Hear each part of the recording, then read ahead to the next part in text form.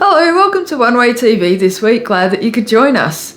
This week we have a new series called Inner Healing by Liz Bailey, so that'll be a great series as well. And if you've missed the manipulation series, which ended a couple of weeks ago, make sure you catch up with them on YouTube because they were really great, and we'll probably run it again a bit later in the year. So stay tuned, tell your friends about onewaytv.org, and remember 7 p.m. Friday or 9 a.m. Sunday.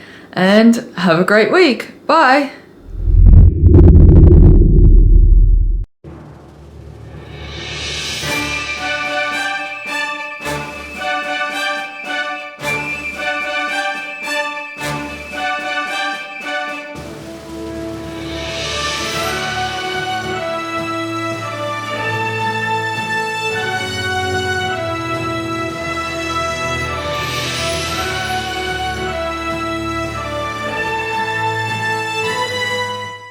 Well, hello there and welcome to part 28 of Blessings in Bendigo. The year 2000 continued.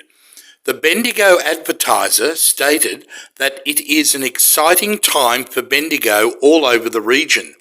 Businesses, small and large, and community organisations are rediscovering their power to make things happen. The new Mediterranean Loddon Shire Council and Gannawarra Shire Council initiative aimed at developing opportunities through central Victoria for a Mediterranean-type industry within the region. Also that year, a Beijing TV series on Chinese Australians, including Bendigo and the Dragon Museum, was viewed by an audience of 1.5 billion people. An aim to establish Bendigo as a significant goldfield linked to the past, present and future development. Olives, wildflowers and squab production are three industries expected to show strong growth in the Bendigo region in coming years. ADI specialist fabrication skills continue to be utilised across the world as the Brits' world reputation is growing significantly. Also, the Bendigo Healthcare Group established the first centre for rural mental health in Australia. It will attract and foster research into rural mental health and the country's first inland beach plan by 2003. Bendigo will have 2 beaches and restoration grant to town hall building. Considered of significance, built in 1859, was remodelled in 1878. Former Bendigo woman has become the First Lady of the world's newest nation, East Timor. Kirsty Sword is married to Zanana Guzmao, and the oldest man of Australia and Bendigo, Mr. Jack Lockett, ever to carry the Olympic torch, caused emotional scenes that were relayed to a worldwide audience of more than 1 billion people. Congratulations, Jack. Well, that's all we have time for tonight on Blessings in Bendigo. So please join us again next week for another exciting episode of Blessings in Bendigo. Bye.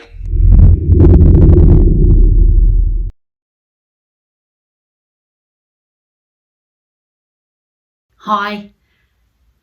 Today we're going to start a new series on inner healing or emotional healing or healing of the emotions. Healing of the inner man. There's a lot of different names that people call it.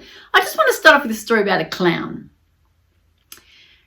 When I was teaching school, I was organising chapel, and one day I asked this clown to come along and teach the kids.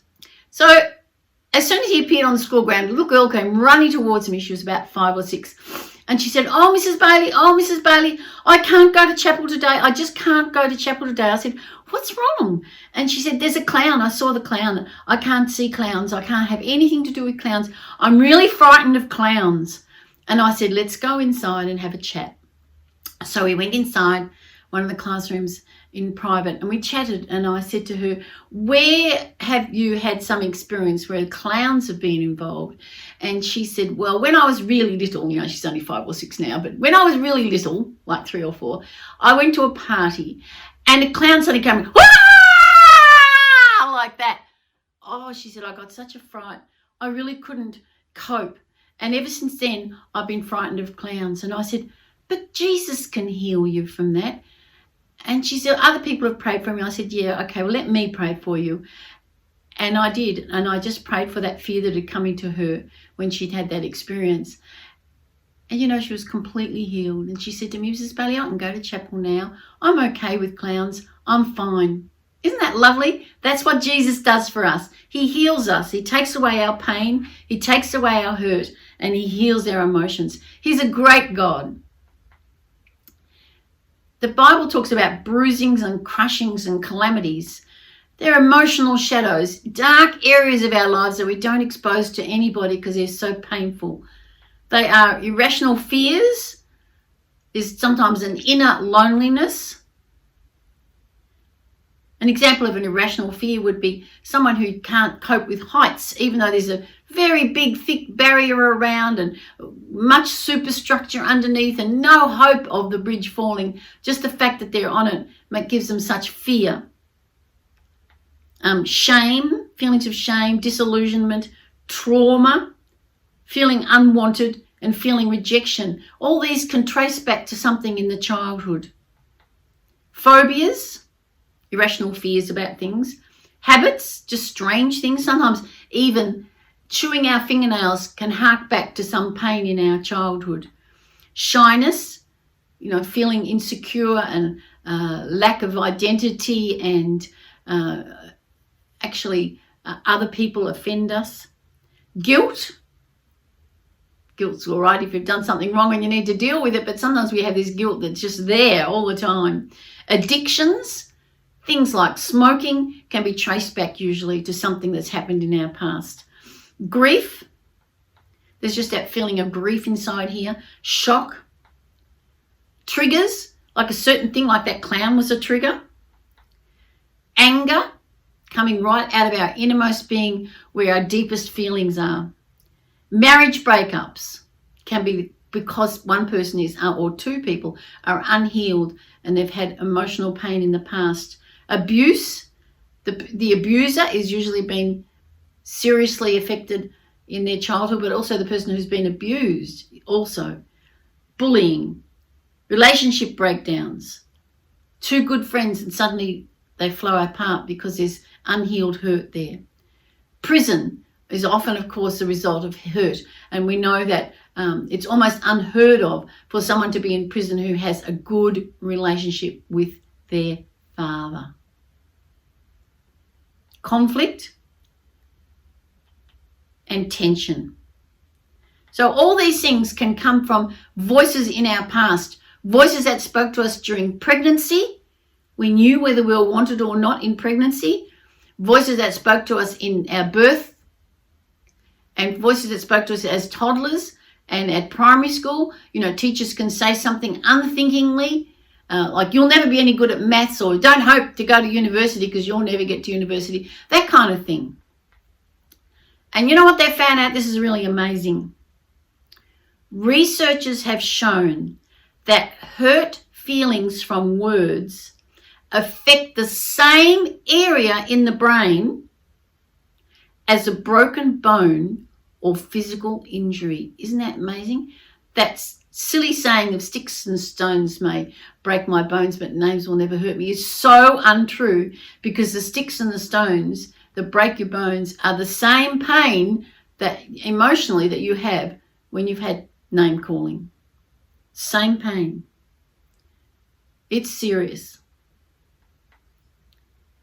So the hurt or the trauma, if you look at this chart, means hidden and suppressed emotions which are triggered by something. We don't know what at this stage, but we'll find out as we go along, which brings a reaction of panic and fear and anger, which Jesus heals and restores. Thank you, Jesus.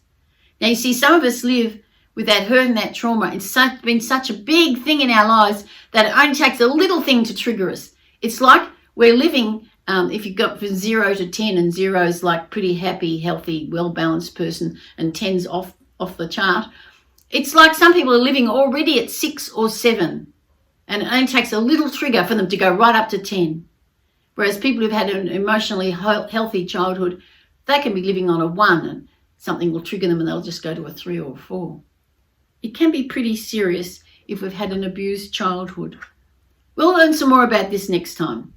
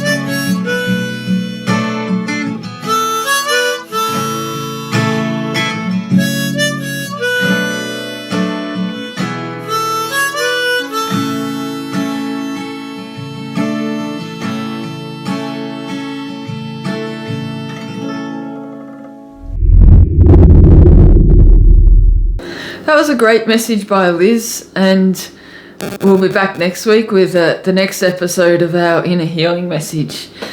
Remember to join us and to tell your friends, 7 p.m. Friday or 9 a.m. Sunday on onewaytv.org.